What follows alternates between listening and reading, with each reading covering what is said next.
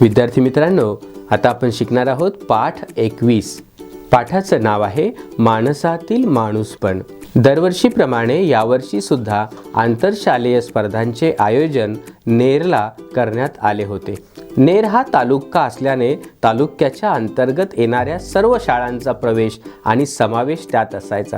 कबड्डी, लंगडी, बुद्धिबळ, धावणे, kho kho, cricket, football, volleyball अशा विविध खेळांच्या स्पर्धा व्हायच्या. यवतमाळ जिल्ह्यातील नेर तालुक्यातील चिंचगाव नावाचं आमचं लहानसं गाव आहे. आम्हाला या स्पर्धा खूप आवडायच्या. त्यानिमित्ताने तालुक्याला जायला मिळायचं. खूप मैत्रिणी व्हायच्या. यावर्षी स्पर्धेचे पत्रक शाळेत येण्यापूर्वी शाळेत स्पर्धेची तयारी सुरू झाली. आम्ही मुलींनी लंगडी, खो खो, लगोऱ्या अशा वेगवेगळ्या खेळात भाग घेतला होता. आमच्या वर्गात विनोद नावाचा मुलगा होता. तो खूप पळायचा. कायम स्पर्धेत त्याला पहिलं किंवा दुसरं बक्षीस मिळायचं. पळण्याची स्पर्धा अत्यंत चुरशीची व्हायची. विनोद मुळात चांगला धावपटू असल्याने त्याला आमचे वर्ग शिक्षक कायम प्रोत्साहन द्यायचे. स्पर्धा सुरू झाल्या. काही स्पर्धांमध्ये आम्ही क्रमांक मिळविला. काही ठिकाणी मात्र पूर्णतः हारलो. पण स्पर्धेत हारजीत होतेच असे आमचे महल्ले सर कायम सांगायचे. कुणालाच निराश होऊ देत नसत. त्यांचे प्रोत्साहन असल्यामुळे आमची शाळा तालुक्यात नावाजलेली शाळा होती. आज धावण्याची स्पर्धा होती. आम्ही सलग 3 दिवस नेरला गेलो.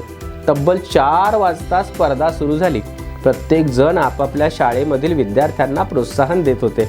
विनोद वाऱ्याच्या वेगाने पळत होता. विनोद स्पर्धा जिंकणार यात कुणाचे दुमत नव्हते. पण आज विनोद सोबतचा माणिकवाडा गावचा अभय नावाचा एक धावपटू त्यांच्या जोडीने पळत होता. बाकी सगळे मागे राहिले. ही दोघंही सारखीच वाऱ्यासारखी पळत सुटली.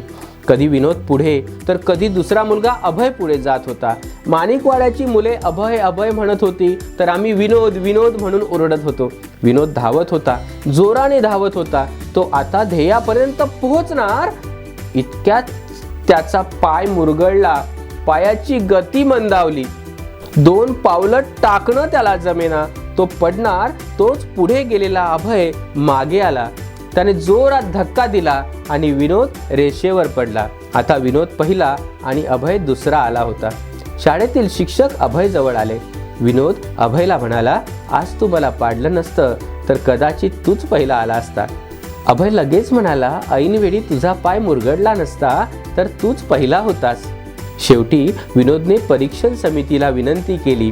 त्यानुसार विनोद व अभय या दोघांना मिळून विभाजन करून पहिला क्रमांक देण्यात आला. मात्र घडलेला प्रसंग दोघांमधील माणुसकीचे दर्शन दाखवून गेला.